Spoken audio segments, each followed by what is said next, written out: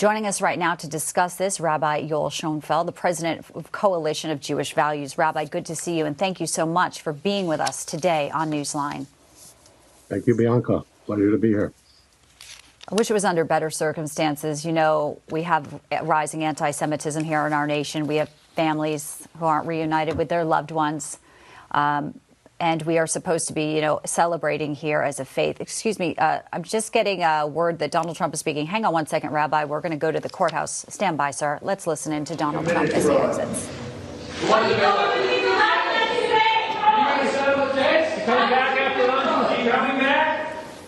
All right, thank you for standing by, Rabbi. But obviously, to say it's somber is an understatement here. Tell us your thoughts as we enter the first night of Hanukkah. What you're feeling and what you'd like people, primarily our viewers, to know about the strength, the resilience of the Israeli people. Well, listen, I have a lot of family. I have immediate family. I have 4 sisters living in Israel. They have children and grandchildren in the army. But they report to me that the spirit is actually remarkably high in Israel. In fact, we feel here, we outside of Israel, maybe be more concerned and even downtrodden than what's taking place in Israel, where the center of everything is happening. But our thoughts are very much with Israel. This is the holiday of Hanukkah upon us beginning this evening, and that's the Hanukkah of lights. It's the Hanukkah of confidence. It's the Hanukkah. It's that celebration of not just the few over the many, which is what happened when this tiny Jewish army defeated the mighty Greek army, but it's as we say in our prayers, it also represents the good who triumphed over the evil. And that's what we're having. That's what we're having at this time. It's not just a military war. And, the president, everybody who understands what's going on, understands that this is a matter of good over evil. And we remain optimistic. We have hostages, which is awful. We have those who are mutilated, which is awful. We have now over 80 soldiers died in service, which is awful. Yes. But we are the nature of this holiday is to be one that's lit up, and we're trying to be as upbeat as we can, even as we face horrible anti-Semitism, as you know, here in this country. We know we have a lot of good friends too, a lot of good friends.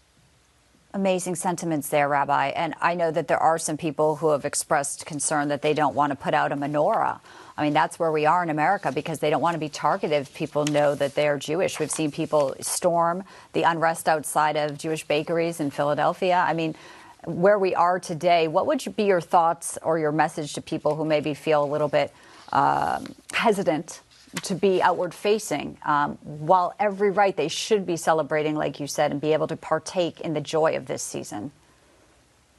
Well, you're 100% right in that. It's very easy for me to give advice to everybody. Just, stick it out, be brave, which is the truth. But I do understand people being reluctant, hesitant, scared because of the situation in the streets and in the schools.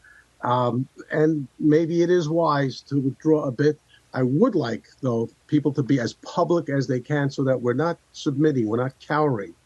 And that we're marching on as proud as were the Hasmoneans were in the times of the war against the Greeks in Hanukkah. So if you can, I implore you to please go with whatever Jewish garb you have, if it's a yarmulke, if it's a Jewish star, to just continue going that way. And the menorah, as public as you can display that you feel comfortable doing so, please do. And, I know some people have had beautiful displays over there in their windows, and now this year they're retracting. I can't blame anybody, but I implore you that if you can, please do. We live here in Baltimore. That's where I live.